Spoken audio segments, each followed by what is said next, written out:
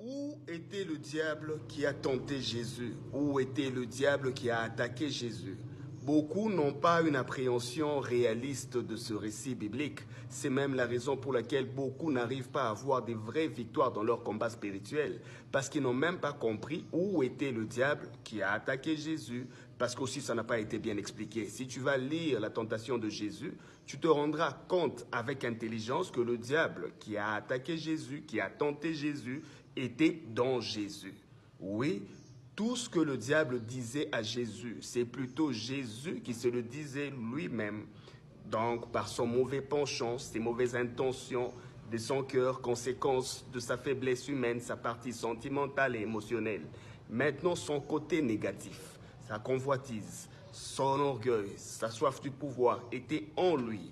Parce que si tu lis ta Bible, tu te rendras compte qu'il est écrit, le diable transporta Jésus en esprit. Ce n'était pas une interaction physique, c'était spirituel, qui veut dire c'était juste des supputations de ses pensées intérieures, son penchant humain qui luttait contre la vocation de son engagement et de sa foi. Et même les versets, il ne les disait pas au diable, il se les disait à lui-même pour s'encourager, résister à ses mauvaises intentions. C'est comme ça que Jésus a vaincu le diable qui était en lui.